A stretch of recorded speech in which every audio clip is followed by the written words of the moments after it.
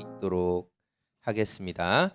안디옥 교회에 선지자들과 교사들이 있으니 곧 바나바와 니게르라 하는 시몬과 구레네 사람 루기오와 분봉왕 헤롯의 젖동생 마나엔과 및 사울이라.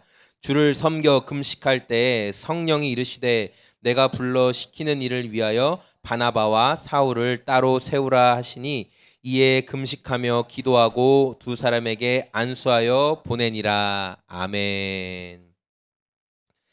오늘 말씀의 제목이 그럼에도 순종이라는 제목으로 잡아봤는데 같이 찬양하면서 또 들었던 생각은 순종은 순종인데 가장 귀한 것을 드리는 순종이다라는 또 생각이 들었습니다. 그래서 오늘 성도님들이 안디옥 교회가 가장 귀한 것을 하나님께 드린 순종이 무엇일까 함께 같이 생각해 봤으면 좋겠어요.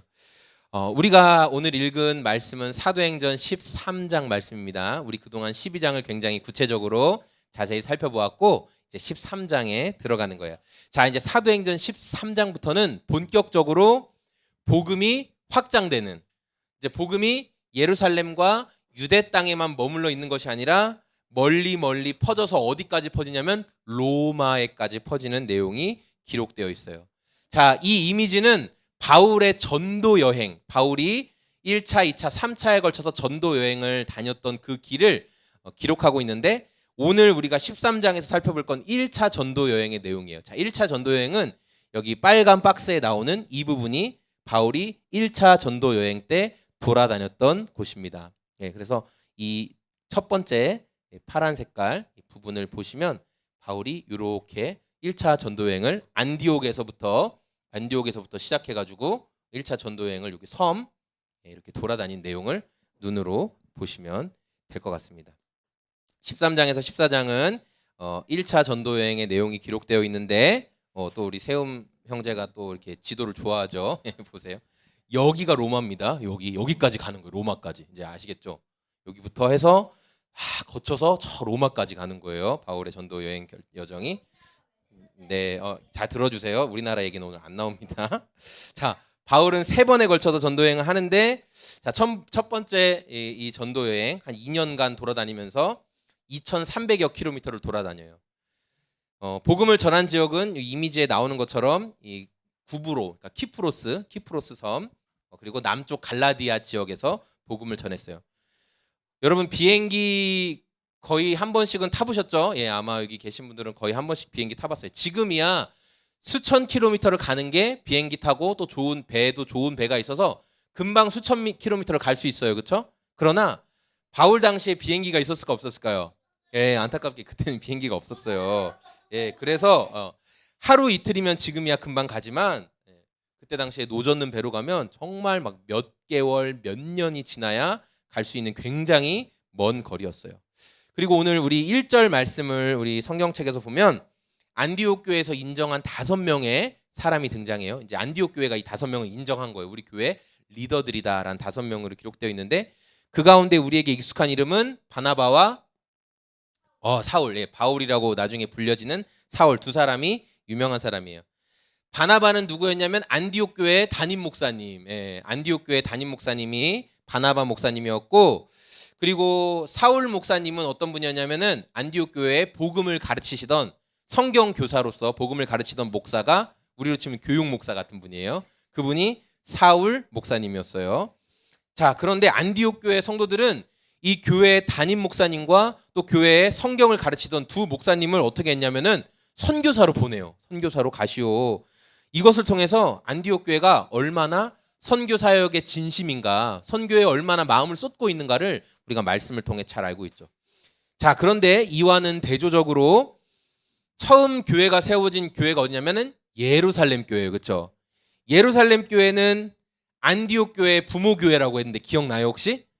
안디옥 교회가 생길 수 있었던 건 예루살렘 교회가 있었기 때문에 생긴 거거든요. 그런데 이 예루살렘 교회는 예수님 이후에, 그러니까 주후 70년에 로마가 예루살렘을 공격해서 예루살렘을 함락시킬 때 예루살렘 교회도 같이 사라졌어요.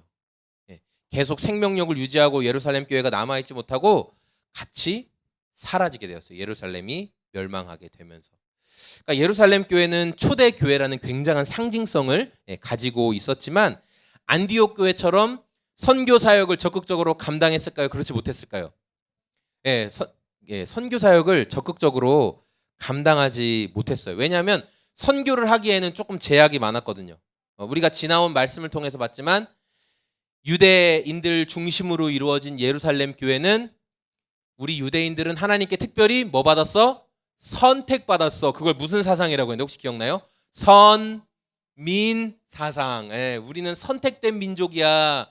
아직 이방인들은 구원받기 어려워. 이런 생각을 유대인들은 가지고 있었어요. 그리고 율법을 지켜야 돼, 안 지켜야 돼? 지켜야 돼. 철저하게 지켜야 돼. 예수님도 믿지만 율법도 지켜야 돼, 안 지켜야 돼요?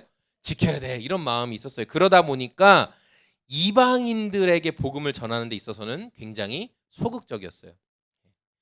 예루살렘 교회가 선교를 안 했기 때문에 사라졌다. 그렇게 단정 지을 수는 없습니다. 그렇게 단정 지을 수는 없지만 생명력 있는 교회는 반드시 전도와 선교를 적극적으로 감당하는 교회가 생명력 있는 교회라는 거예요. 전도와 선교를 한다는 건 어떤 의미냐면은 성도 한 사람 한 사람이 내가 구원받았다라는 확신이 있고, 그렇죠? 내가 확신 없는데 전도할 수 있어요? 내가 예수님 믿지 않는데 전도할 수 있어요? 못해요. 여러분 길거리에 지금 나가서 예수님 믿으세요 이렇게 말할 수 있을 것 같아요? 진짜 어려워요. 저도 어려워요. 그리고 여러분이 만나는 사람들에게 힘들 때 예수님 한번 믿어봐, 교회 한번 좀 나가봐 이렇게 말하는 거, 내가 예수님에 대한 확신 없으면 못해요. 그런 말. 내가 예수님을 향한 구원의 소망이 있기 때문에 성도들이 선교도 하고 전도도 할 수가 있는 거거든요. 전도와 선교를 계속 감당하는 교회는 그러니까 생명력이 있는 거죠. 예수의 생명이 그들 안에 있는 거예요. 그러니까 생명이 있기 때문에 생명은 또 생명을 낳거든요. 살아있는 것은 또 살아있는 것을 낳게 되어 있습니다. 그래서 생명력은 계속 퍼져가고 그런 교회는 살아남을 수밖에 없는 거죠. 그런 교회는 살아남을 수밖에 없어요. 그러니까 예루살렘 교회는 예루살렘이 멸망하면서 함께 사라졌지만 안디옥 교회는 저 로마에 이르기까지 복음을 퍼뜨리는 일을 계속 감당했다는 거예요. 예루살렘 교회는 안디옥 교회가 생겨날 수 있게 한 부모 교회였지만 시간이 지나면서 전도와 선교에 힘썼던 안디옥 교회는 이 교회의 어떤 중심이 되었고 예루살렘 교회는 역사 속으로 사라지게 되었다라는 것을 우리가 말씀을 통해 볼 수 있어요.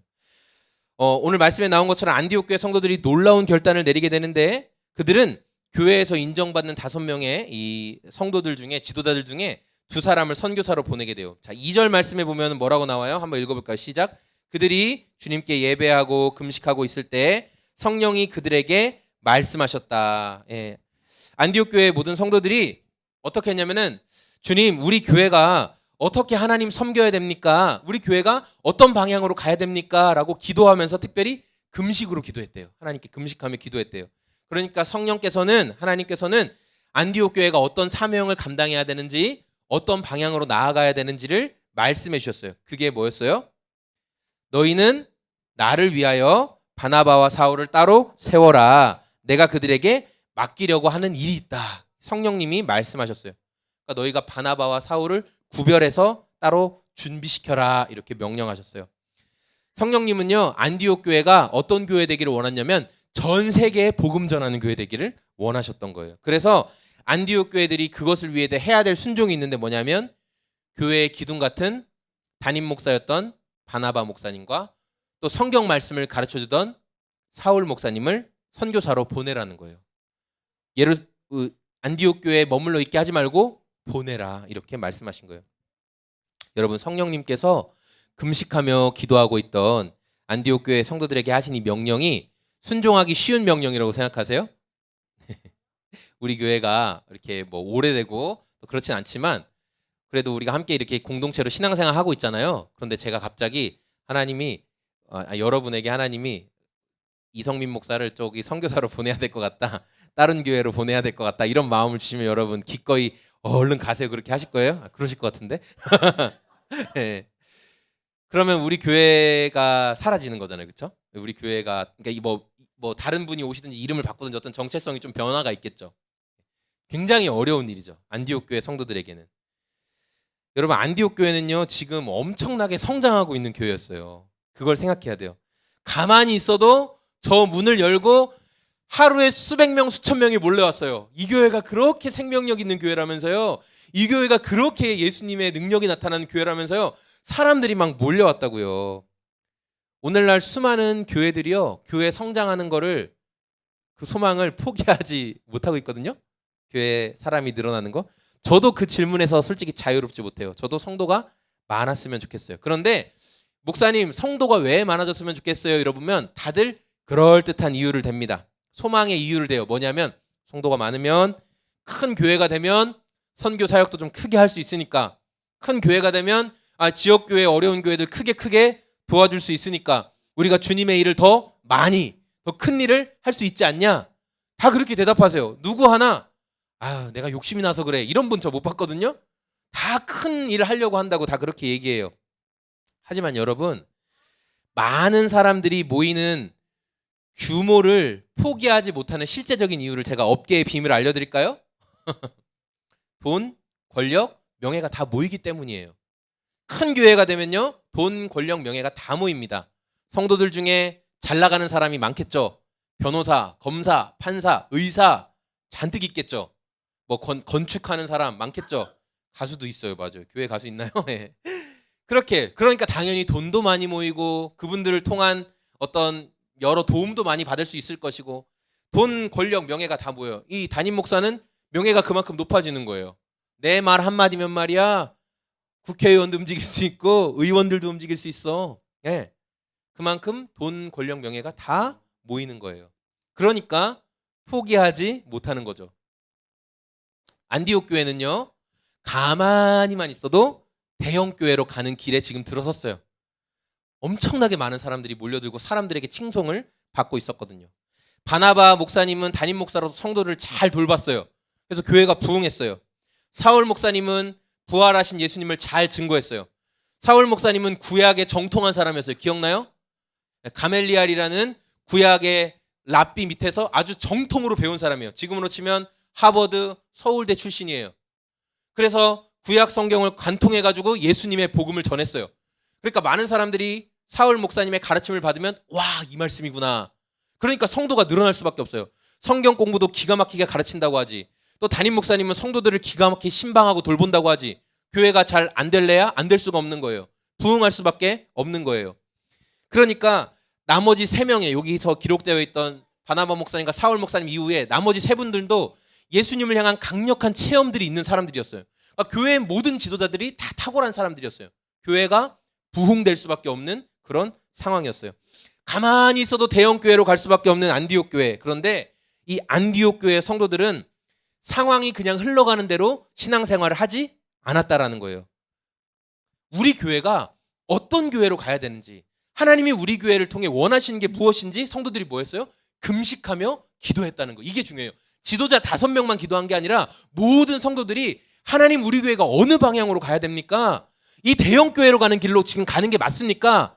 가만히 있지 않고 금식하며 기도했다는 거예요. 금식하며 기도했다는 의미는 뭐냐면 절박하다는 거예요. 밥을 안 먹으면 어떻게 돼요? 승건아, 승민아. 밥 안 먹으면 어떻게 돼요? 살아요, 죽어요? 죽어요. 딩동댕. 맞아요. 밥 안 먹으면 죽어요. 여러분이, 우리 자녀들이 부모님에게 하는 가장 무서운 그 반항 있죠. 나 밥 안 먹어. 너만 손해인데 밥 안 먹어. 근데 한 2, 3일은 부모가 먹지 마 임마 이렇게 얘기해요. 근데 일주일, 보름, 심지어 한 달 동안 안 먹으면 어떻게 해요? 어떻게든 먹이려고 하죠. 너 입 벌려. 안 돼. 입 벌려. 링겔이라도 맞추고 싶죠? 네. 밥 먹으세요. 반항하면 안 돼요. 우리 세움성도 오케이. 자, 그런데 그만큼 하나님, 우리가 금식하며 기도한다는 건 어떤 의미냐면, 하나님 저희는 이 기도 제목에 목숨 걸었습니다. 근데 그 기도 제목이 뭐예요? 우리 교회 대형 교회로 가는 게 기도 제목이었어요? 아니에요. 우리 교회가 하나님께 어떻게 쓰임 받아야 됩니까? 하나님, 우리 교회를 통해 하나님이 하시고 싶은 일이 뭡니까? 이게 너무 하나님 앞에 간절해서 금식하며 성도들이 기도했다는 거예요.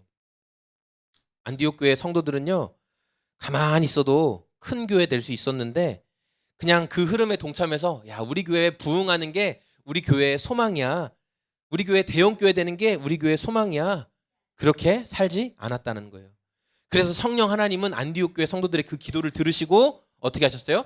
세계 선교를 감당할 수 있는 2명의 목사, 바울 목사와 바나바 목사님을 선교사로 보내라. 이렇게 말씀하셨어요. 그러니까 안디옥 교회에 있어서 가장 소중한 2사람을 보내라. 가장 소중한 2사람을 보내라 말씀하셨어요. 여러분, 기도하다가 하나님, 제가 하나님께 이렇게 뭐 쓰임 받고 싶습니다. 뭐 저도 여러분들도 자녀들 위해 기도하죠. 하나님, 저희 자녀들 이렇게 써주세요. 기도했어요. 근데 하나님이 저에게 뭐 그래 성빈아, 그래 너 기도 오케이 좋다. 너 내가 로운이는 저 아프리카 니제르 가장 힘든 지역으로 보내고 싶다. 로이는 저기 남수단으로 내가 보내고 싶다. 세우미도 엄마가 있어서 말을 못해. 엄청 힘든 곳으로, 모든 사람이 다 기피하는 곳으로, 아랍으로, 무슬림들 잔뜩 있는 곳으로, 시베리아로. 그래, 시베리아 러시아 선교를, 동구권 선교를 위해 너 보내고 싶다. 만약에 하나님이 저에게 그렇게 응답하시면요, 제가 기도는 했지만 하나님 자녀들을 써주세요, 하나님 승건이 승민이를 사용해 주세요 기도했지만은 제 마음 가운데 어떤 마음이 들었을까요? 아, 하나님 그거는 조금 거기는 좀 다른 방향으로 좀 더 긍정적으로 이렇게, 분명히 저는 그런 생각 할 것 같아요. 안디옥 교회 성도들도 하나님 앞에 간절히 기도했죠. 우리가 어떻게 해야 될까? 근데 하나님이 주신 명령은 뭐였어요? 담임 목사와 성경 교육 담당 목사님을 보내라. 담임 목사와 교육 담당 목사님을 보내라. 성장하고 있는 교회에서. 그러면 안디옥 교회 성도들이, 주님 이건 좀 아닌 것 같은데요, 뒤로 물러주세요, 다른 분들 보낼게요. 근데 안디옥 교회 성도들이 뭐라고 대답했어요? 우리 3절 말씀 읽어볼까요? 시작. 이에 금식하며 기도하고 막 민기적거렸어요? 금식 왜 했을까요? 하나님 기도 다시 물러주세요 그래서 금식했을까요? 아니에요. 맞아요. 2사람을 안수하며 보냈다는 말을 보니까 그 금식한 이유도 기도 응답해 주셔서 감사하고 바울과 바나바 목사님에게 성령님이 함께 해주시기를 소망하며 그냥 금식 기도한 거예요.